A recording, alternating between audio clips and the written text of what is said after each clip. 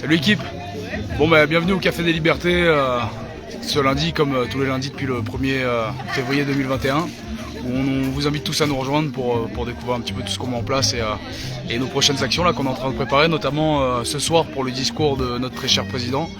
On a prévu de diffuser son discours sur la place du village directement sur l'église pour que les gens ne regardent pas individuellement sur leur téléviseur, mais qu'on puisse regarder ça tous ensemble sur la place du village et avoir un petit débat après, de revenir là-dessus pour en faire une discussion et un débat public.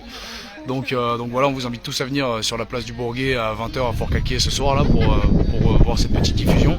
Et on a un petit clou du spectacle à la fin qui va être sympa. Donc voilà, on vous invite vraiment tous à venir, ça va être cool.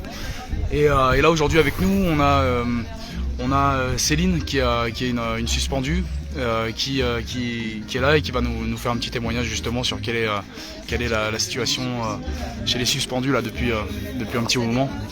Alors je vais vous montrer quelques images.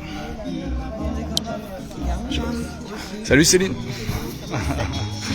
Alors comme je disais, tu fais partie justement des gens qui ont été justement suspendus depuis moins de 600 jours maintenant. 19 mois maintenant. 19 mois, voilà. Et alors est-ce que tu peux nous raconter un petit peu quel parcours de vie c'est et comment on fait dans ce cas-là? Suspendu par le gouvernement. Après, j'ai pu réintégrer moi pendant 4 mois parce que j'ai eu le Covid. Donc quand t'as le Covid, t'as le Saint Graal, tu peux retourner travailler. Hein. Et voilà, 4 mois, et au bout de 4 mois, t'es nouveau dehors. Et voilà, après, la chasse parle de nous réintégrer, mais sous quelles conditions des conditions misérables. Donc le gouvernement suit la HAS. Hein. Surtout que les conditions qui sont mises dans cette condition de retour au travail, en fait, c'est d'accepter le vaccin si jamais il est rentré dans les 12e vaccins obligatoires. De toute façon, ils ont passé pour faire abroger la loi, ça ils le refusent.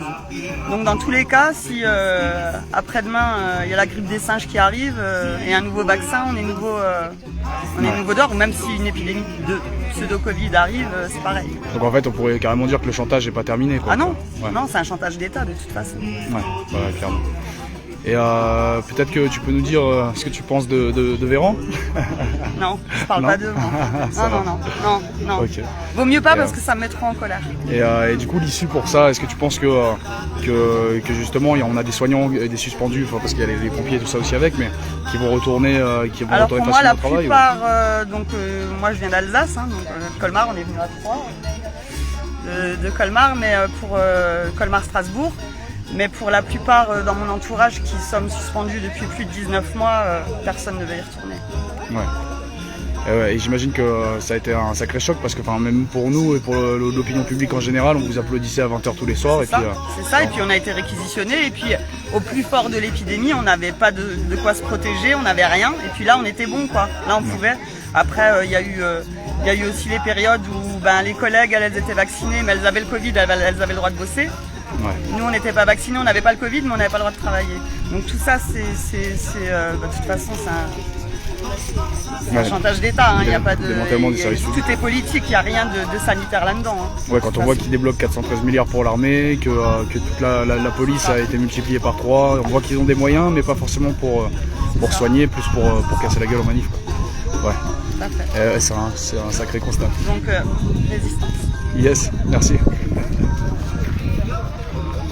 Donc voilà, vous pouvez nous rejoindre aujourd'hui, on va se faire le petit café des libertés tranquillou, et sinon c'est ce soir sur la place à partir de 20 h. Et du coup j'en profite aussi pour rappeler quelle est la stratégie à Fort-Calquier pour s'accaparer les services publics. On a à la place de la SDAC qu'ils ont détruit, ils ont annoncé qu'ils allaient construire un bâtiment qui allait être un centre plurimédical en fait sur un terrain privé avec des financements de l'Europe et de la mairie, alors même que c'était un terrain qui était public juste avant que l'adjoint au maire, qui est pharmacien de tout le département, rachète ce terrain pour privatiser les services de soins en fait. Et on a les urgences de Manosque qui nous annoncent qu'ils vont fermer 14 nuits d'affilée quoi, donc c'est complètement hallucinant. On voit bien où est-ce que le gouvernement met ses priorités quoi. Donc voilà, si vous êtes dans le coin, n'hésitez pas à nous rejoindre, ça va être une sacrée journée. Allez, bisous à tous.